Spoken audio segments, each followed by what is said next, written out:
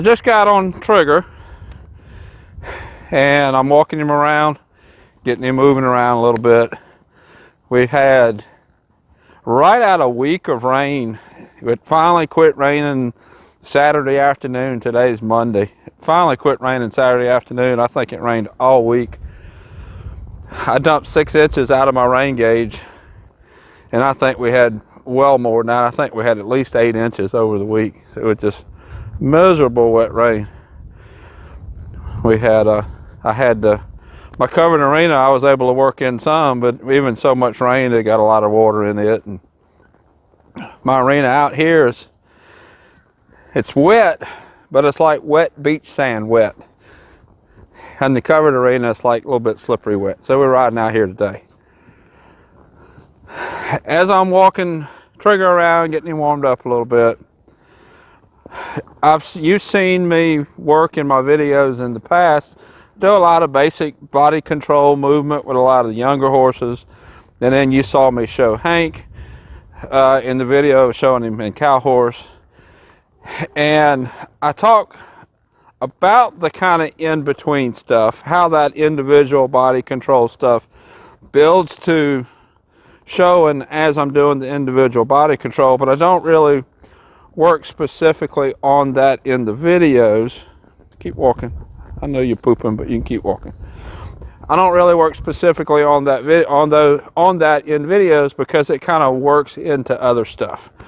But today, I figured we would talk about transitions, work on getting better transitions, how the individual body control movements that I teach improves the transitions. And we're going to talk about how your transition should look, how the horse needs to do the transition to do it properly as far as using his body properly, and as far as what's going to score good. What scores good is when the horse does it properly. So if your horse does it properly, you're going to score good. The two go hand in hand. That's what the judges are looking for. So when you want to get your horse to move properly, use its body properly, it's what the judges are looking for, is what that is. So let's go up to a trot and let's work some slow trot to fast trot transitions. In the Western world, you hear it called trot, jog. It's basically the same thing. I have him in my triangle port. That way I can kind of help him position his body with that bit. That bit gives me a little bit more shoulder control. Now, as I'm getting warmed up, we're just trying to move the feet, warm up the body here. A little bit of right rein, right leg. Get his mind on what I'm doing. A little bit of left rein, left leg. Get his mind where it needs to be. This is a leverage bit, but I am riding two-handed. I'll be switching back and forth a lot. When he's good, I'm going to give him slack, and then I can neck rein some. But right there, his shoulder's falling to the left. I'm going to push his shoulder out. Pick him up two-handed, fix him, and get soft again. I want him to take responsibility for what he does with his body. So I'm not going to hold him in a particular place. And now we're kind of in a medium trot here. It's not really a fast trot or a slow trot. Let's ask for a fast trot. Normally when I'm just getting them warmed up, I'll work the fast trot first, and then I'll ask them to come down to a slow trot. Doing it that way kind of gets their mind in the right place. You see he's starting to slow down now. Let's ask for an extension. All I'm doing is squeezing with my calves and riding faster.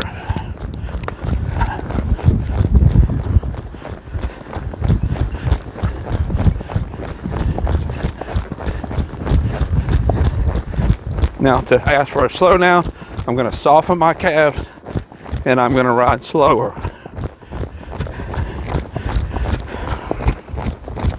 That was pretty good downward transition. The downward transition was actually a little better than the upward transition.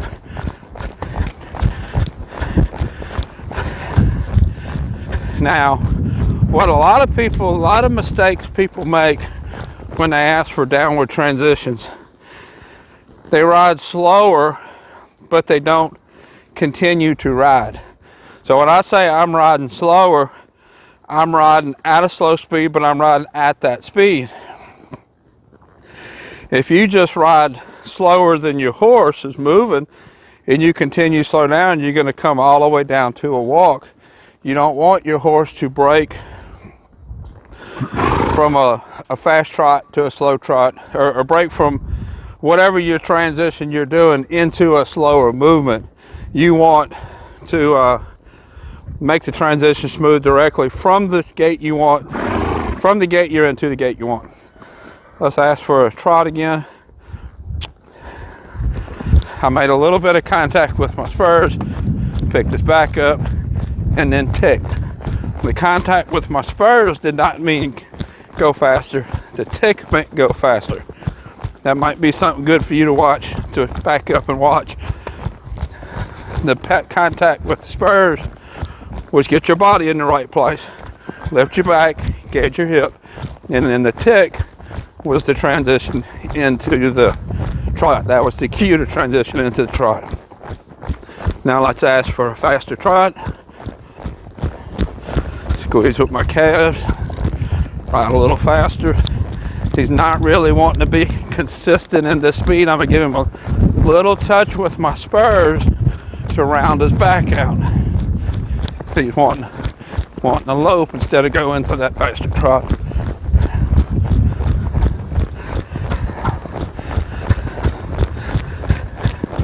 Now I'm going to ask for a slower trot. And you notice I actually put out some rein, rode slower.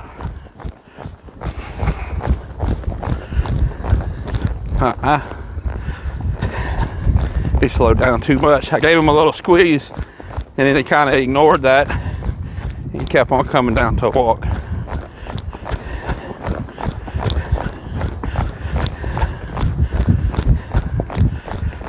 I'm not really concerned about how high or low his head is. I really like for him to have a pleasant expression on his face, but I'm not trying to get his head anywhere. I'll lift his back. Now he has been making some pretty nice transitions. Let's talk about what I would do if the transitions were not good. So when a horse transitions from a fast trot to a slow trot, the transition should be made with the back end underneath them. The back end engaged, similar to how a horse should stop with the back end engaged. If the back end is not engaged, then they're going to hollow their back out. Back end is going to be out, and they're going to make the transition on their front end.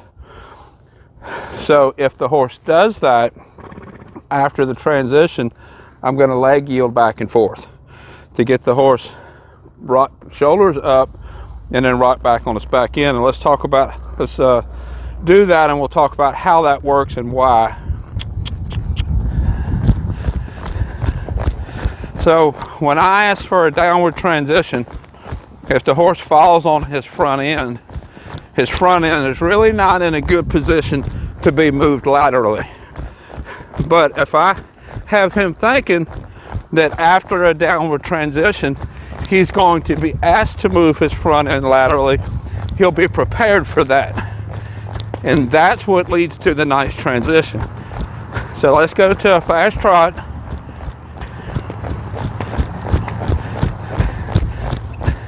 Let's ask for a slower trot. Let's move the shoulders.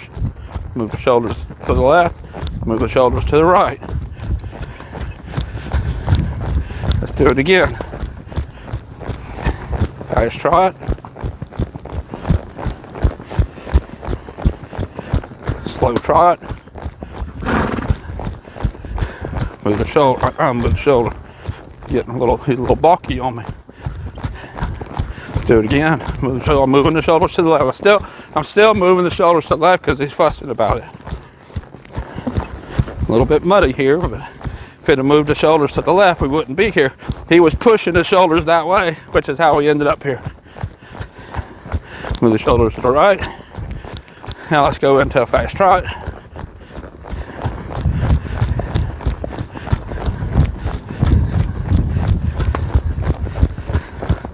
Slow trot. Shoulders to the left, shoulders to the right. See, after I moved the shoulder off to the right, he got even nicer. When he got nicer, he actually got his body in a better position for that slower trot.